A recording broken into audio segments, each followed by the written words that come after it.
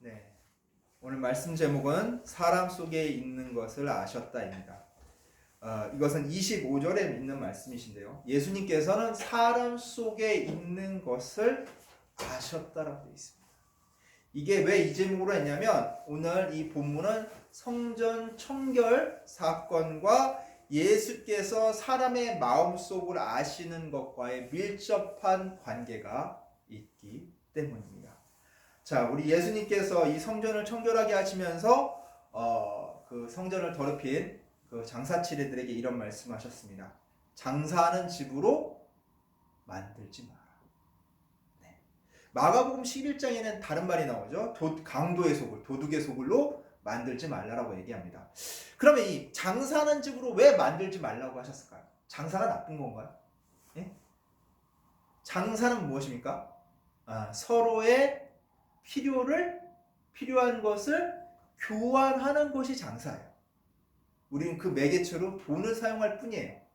물물 교환도 역시 장사예요. 그러면 이 장사가 나쁜지 안 나쁜지 우리 한번 생각해 보도록 합시다. 우리 일반적으로 교회에 보면 여전도회 있죠. 여전도회에서 예배가 끝난 다음에 물품을 팔아요. 물품. 여러 가지 물품들을 팔죠. 그리고 그 물품들을 판 돈으로 뭐 해요? 네. 선교 헌금이나 교회에 필요한 일에 사용을 합니다. 그러면 여전도에서 이 물품 판매하는 것은 비성경적인가요? 장사하는 집으로 만드는 건가요? 네? 똑같이 어디에서 장사하는 거예요? 교회에서 장사하는 거잖아요. 성전 안에, 그러니까 뭐 예배당 안에서 장사하는 게 아니라 교회 로비나 이런 데서 장사를 하는 거잖아요.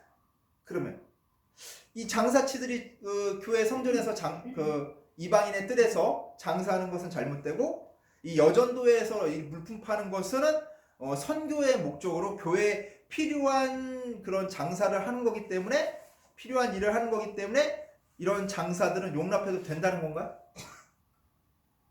아닙니다. 우리 잘 생각해 봅시다. 그 당시 그 장사치들이 장사했던 게 뭐예요?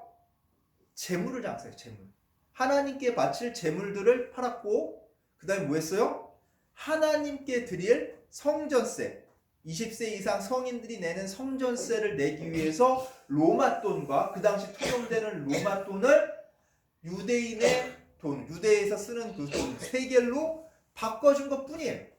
그것도 뭐예요? 교회에서 필요한 장사를 한 거예요. 근데 왜 예수님께서는 장사하는 집으로 만들지 말라라고 얘기를 하시면서 그들의 상을 엎고 그들의 동물들을 쫓아내는 것일까요? 자, 아까 전에 얘기했죠? 장사는 뭐다? 서로의 필요를 교환하는 것이라고 했어요. 이건 뭐냐면 이 말씀에 초점을 맞춰보면, 이 장사의 근본적인 뜻의 말씀에 초점을 맞춰보면 답이 나와요. 하나님은 필요한 것이 있으신 분이 없으신 분이에요. 필요한 것이 없으신 분이에요.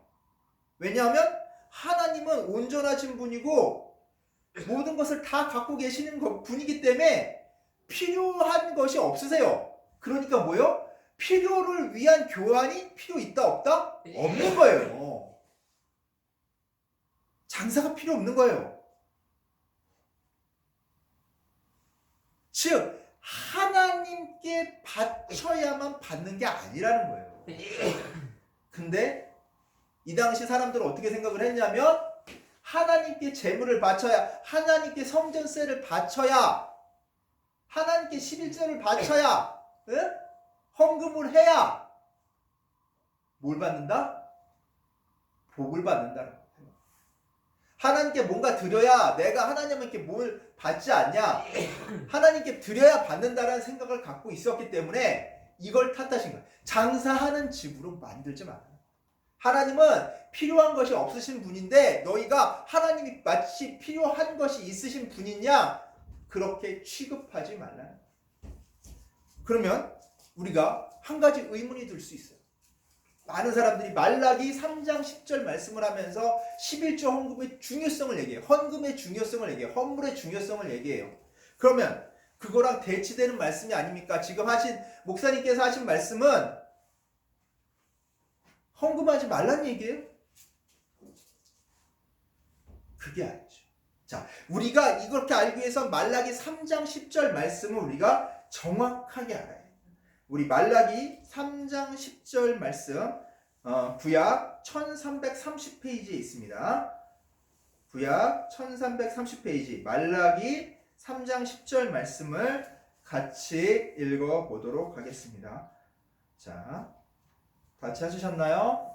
네, 같이 읽어보도록 하겠습니다. 만군의 여호와가 이르노라 너희의 온전한 11조를 창고에 들여 나의 집에 양식이 있게 하고 그것으로 나를 시험하여 내가 하늘문을 열고 너희에게 복을 쌓을 곳이 없도록 굳지 아니하나 보라. 아멘. 예. 복을 11조를 하면 뭐예요? 이 말씀은 복을 보장해 주시겠다는 얘기잖아요. 너희가 11조를 하면 내가 복을 보장해 주겠다는 말씀이에요. 너희가 헌금을 하면 내가 너희에게 복을 보장해 주겠다는 말씀이 성경에 이렇게 나와 있어요. 그렇다면 이 말라기가 도대체 무슨 얘기길래 이 말씀하신 이 본뜻이 어떤 뜻을 내포하고 있나 그 의미를 우리가 정확히 알아야 돼요.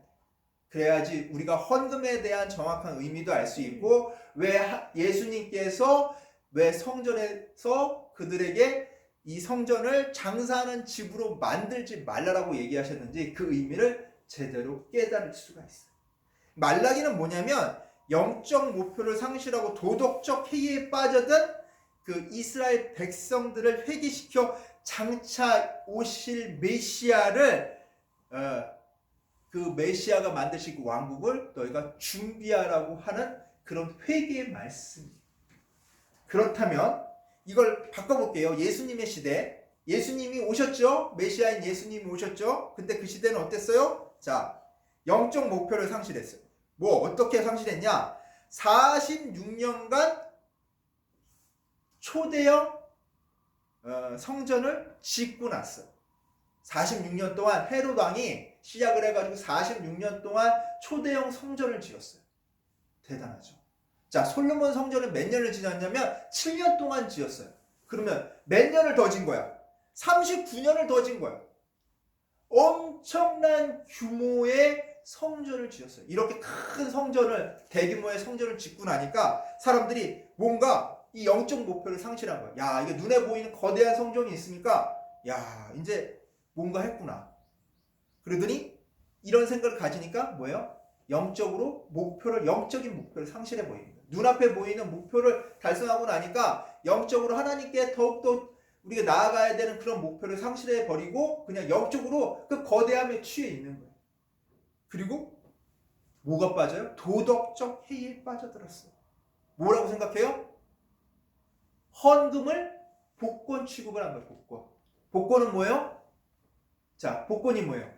적은 금액에 복권을 사서 당첨이 되면 어떻게 돼요? 많은 금액을 받죠. 그러니까 조그마한 내가 헌금을 해서 엄청나게 많은 물질적인 복을 받으려는 복권 취급을 하는 거예요. 근데 어떤 복권이에요? 당첨되는 복권. 하나님께서 말라기에 뭐라고 하셨어요? 복을 주신다고 약속을 하셨으니까 헌금하면은 이 헌금이 큰 복이, 내가 10,000원 헌금하면 10만원, 100만원, 1000만원, 내가 10만원 하면 100만원, 1000만원 매덕 돼가지고 내가 11조를 빼먹지 않고 하게 되면 물질적 복이 몇천, 수십억, 수백억이 내 수중에 온다는 그런 잘못된 생각을 가지고 헌금을 했던 거예요. 왜 잘못된 생각이냐면 하나님을 무슨 취급했어요? 수단 취급한 거야. 어떤 수단? 내가 원하는 물질, 내가 원하는 복을 얻기 위한 수단 취급을 한 거예요. 우리가 쉽게 얘기해서 우리가 어렸을 때 갖고 놀 때 뭐예요? 손에다 이제 흙집을 지으면서 두꺼봐 뭔집 줄게, 뭐 줍다오? 헌집 줄게, 뭐다오? 새집 달라고. 하나님한테 헌집 줄게, 새집 다오라고 얘기하는 건 똑같은 거예요. 그 두꺼비 취급을 하는 거야, 하나님을. 하나님 자체를 우리 신앙의 목적으로 보지 않고 수단으로 바라본 거예요. 나의 뭘 채우기 위해? 욕심을 채우기 위해, 욕망을 채우기 위한 수단으로. 그럼 뭐예요? 그런 마음을 갖고 있는 사람들한테 하나님께서 뭐라고 했냐면 11조 이 봉헌물을, 이 모든 것은 뭐다? 원래 네 것이 아니라 누구 거다? 내 건데, 하나님 건데 너희한테 준 거야. 그래서 너희가 뭐 해야 돼? 그 은혜의 하나님 것에 대한 감사로 10분의 1을 다시 그 감사하는 마음으로 뭐하라? 반환하는 거야. 근데 그냥 얻다 보니까 사람들이 어떤 생각을 가져요? 자, 우리 이제 애 키우시는 우리 성도님들은 잘 아실 거예요. 애들은 받는 걸 당연하다고 생각해요. 근데 세상은 공짜가 있어요, 없어요? 공짜 없어요. 세상은 공짜가 없어요. 그건 뭐냐면 받는 건 당연한 게 아니에요. 받는 건 당연한 게 아니에요. 그거를 가르쳐야 된다. 당연한 듯 받고 있지만 그 당연한 것이 아니라는 것을 가르치는 거예요.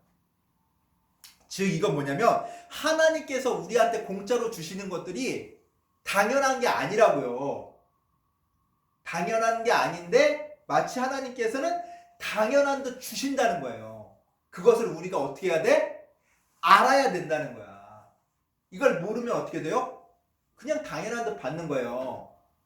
당연하지 않는 것을 당연한 듯 우리에게 주시는 것을 우리가 어떻게 해야 된다고요? 감사할 줄 아는 것이 중요한 거예요. 근데 이 당시 말라기 시대나 그렇고 그 다음에 이 예수님 시대에도 어땠다? 사람들이 그걸 모르는 거예요. 가르치지 않으면 감사할 줄 몰라요, 사람은.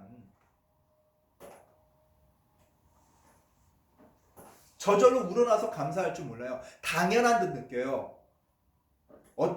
미국에서 어떤 실험을 했냐면 사람들에게 쉽게 말해서 그 동네 사람에게 매일 1달러씩 줬어요. 1달러씩 매일 줬어요.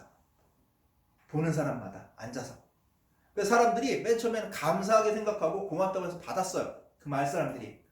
당연히 1달러씩 받는 줄 알고 있어요. 한 달이 지나고 2달이 지나고 석 달이 지나고 1달러씩 주다가 어느 날 100일째 되는 날 안 주고 그냥 가만히 앉아 있었어요. 그러니까 사람들이 어떻게 했게요? 이 사람 멱살을 잡고 내 1달러를 내놓으라고 이 사람한테 협박하기 시작했어요. 소리 지르고 심지어 때리려고 위협까지 했어요. 자기 돈을 내놓으라고. 자, 그 돈은 누구 거예요? 그 준 사람 거죠. 그 받는 사람은 자기 돈이에요, 아니에요? 아니죠. 근데 아무런 대가 없이 100일 동안 받아오다 보니까 그 사람이 자기한테 주는 1달러가 누구 거라고 생각해? 마치 자기 거인 양 생각을 하는 거예요. 이게 사람이에요. 이게 우리의 본성이에요. 그렇기 때문에 그 우리의 잘못된 그 원죄로부터 시작된 우리의 이런 것들, 내가 하나님 되려고 마치 이 세상이 내 것이냐 생각하는 그 마음들을 하나님께서는 말씀을 통해 깨우쳐 주십니다. 감사할 줄 알라는 거예요. 한 가지 예를 들어서 더 예를 들자면 하나님께서는 우리에게 자유를 주셨어요. 근데 우리가 그 자유를 함부로 막 사용해서는 안 돼요. 자유에는 뭐가 따라요? 책임이 따라요. 자유는 책임의 총량, 책임의 크기에 비례한다고 했어요. 책임을 많이 질수록 더 많은 자유를 누린다는 거예요. 즉 자유에는 뭐가 따른다? 그거에 따른 책임이 따른다. 근데 내가 자유를 누리면서 책임을 안 진다면 그건 어떻게 돼요? 방종이 되는 거예요. 이 방종은 내 주변에게, 내 이웃에게, 이 공동체에 피해를 주게끔 되어 있어요. 그런 사람들은 어떤 사람들이라고 얘기하면 이기주의라고 하는 거예요. 이기. 자기 것만 아는 사람들.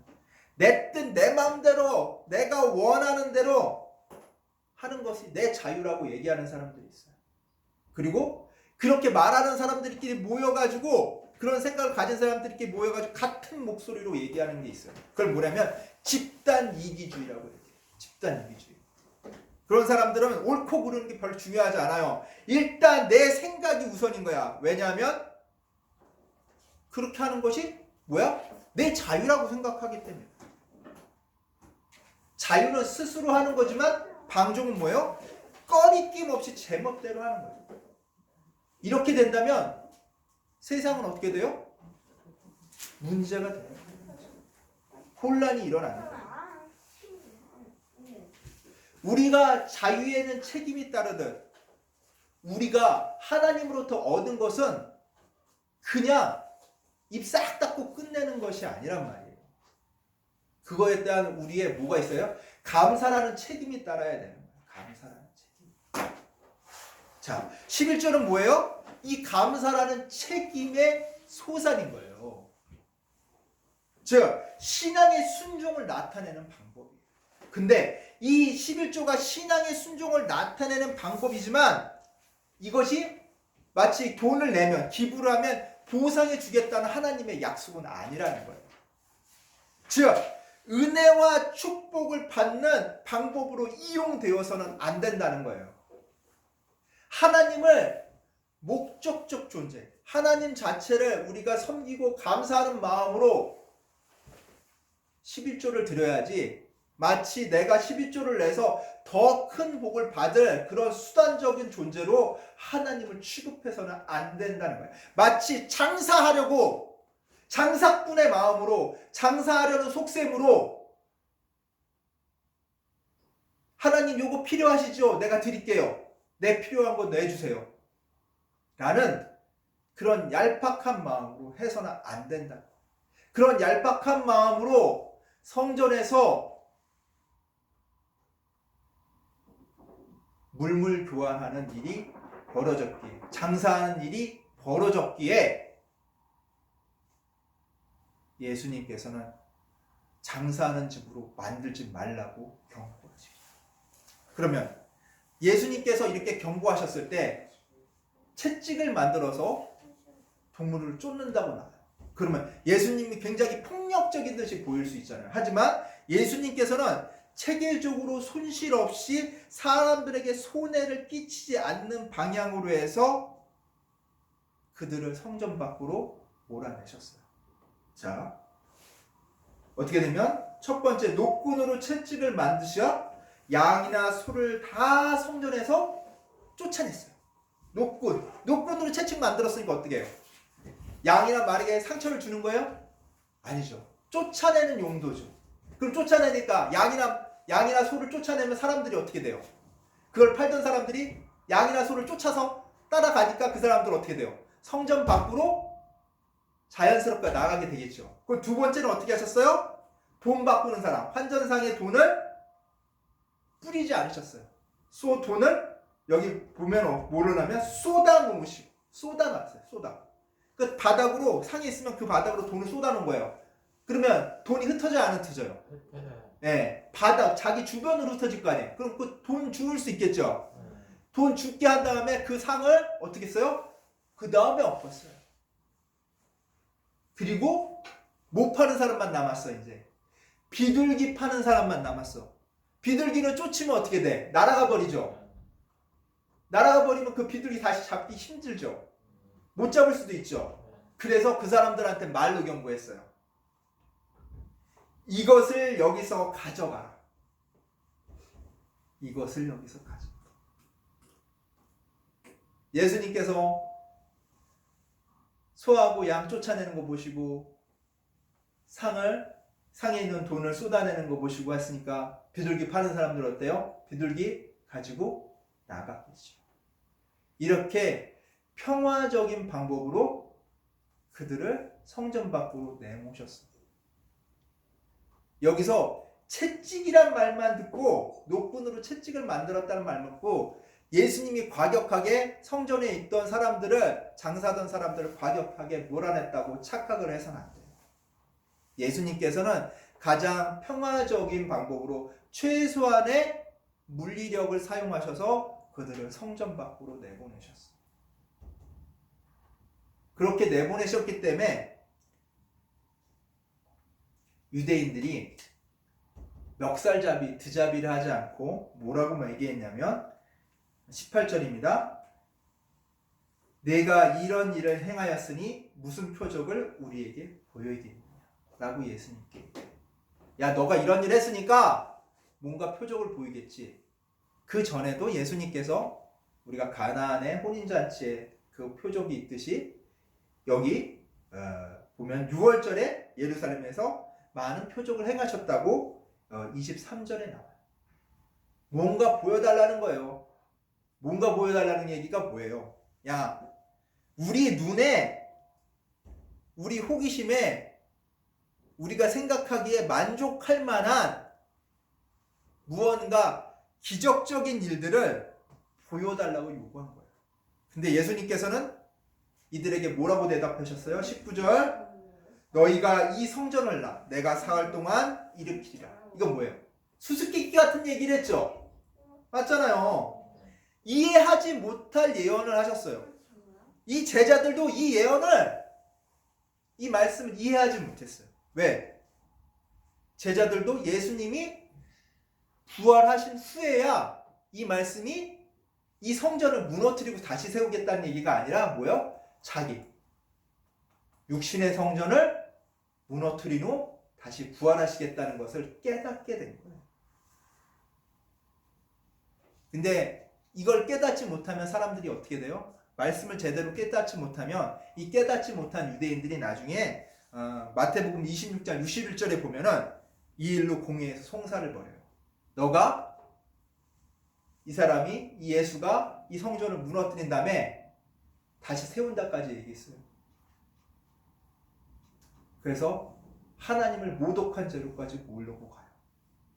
하나님 말씀을 우리가 제대로 깨닫지 못하면 우리 행동이 제대로 된 행동을 할 수 없다는 거예요. 오늘 예수님께서 장사하는 곳으로 만들지 말라, 장사하는 집으로 만들지 말라고 하신 말씀은 어떤 거예요? 그 의미가 뭐예요?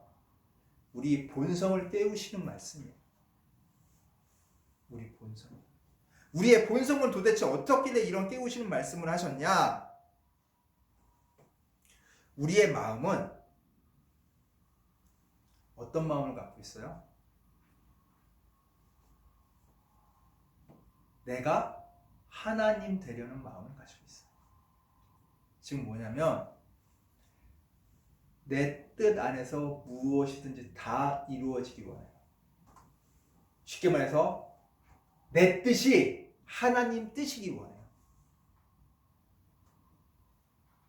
내가 뜻을 세웠으면 그것을 하나님께서 쫓아와 주기 원해요.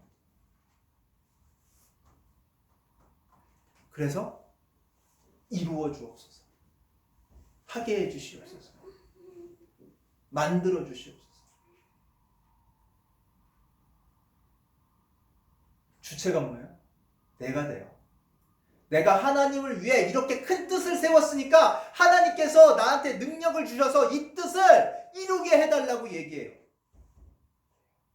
내가 하나님을 위해 일하니까, 내가 하나님이 원하시는 거 하니까 그거 이루게 해달라고. 주체가 누가 됐어요? 하나님이 아니에요. 내가 돼버렸어요. 하나님하고 거래하는 거예요. 거래는 뭐예요? 장사하는 집이에요. 교회가 장사하는 집이 됐어요.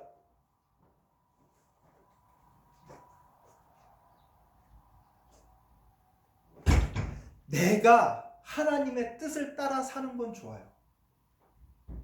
그러나 주체가 내가 되어서는 안 돼요. 교회는 그 주체는 누가 되어야 된다? 하나님이 되셔야 돼요.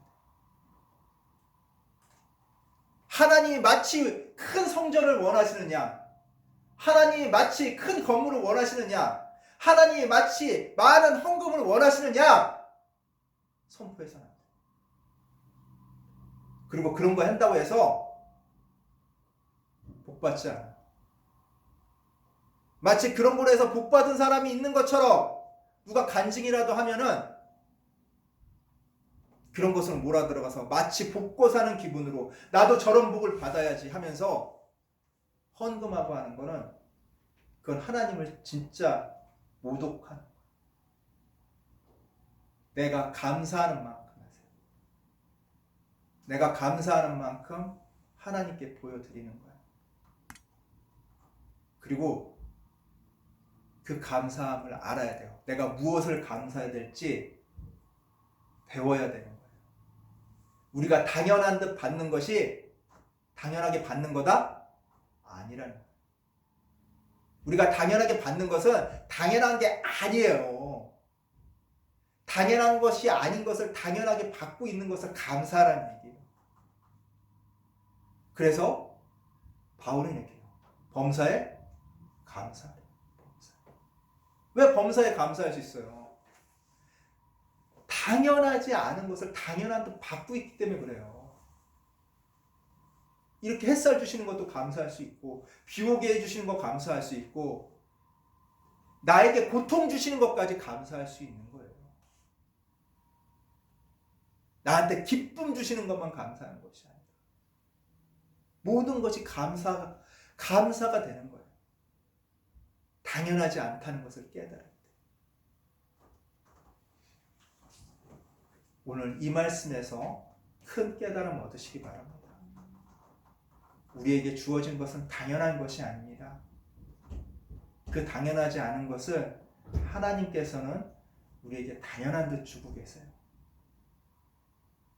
우린 그것을 깨닫고 늘 감사하는 마음을 가지고 살아가는 우리 주찬양교회 성도님들 되시기를 간절히 축원합니다. 기도하겠습니다.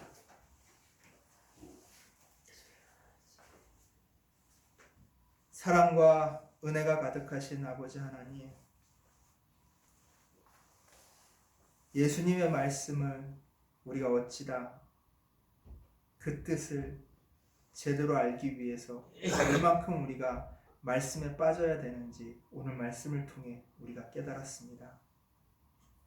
말씀을 겉으로만 이해하고 내 상황과 내 처지에 맞는 그런 것들만 좋아하는 그런 것이 아니라 정말 하나님이 주신 것은 온전히 감사할 줄 아는 저희들 되게 하여 주시옵소서.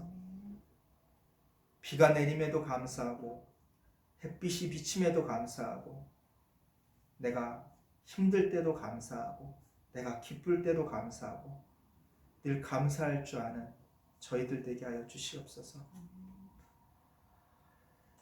예수님께서는 우리의 마음을 아셔서 이렇게 이적인 마음을 아셔서 6월절에 많은 표적을 보고 예수님을 믿는 사람에게도 조차도 몸을 맡기지 않으셨다고 하셨습니다.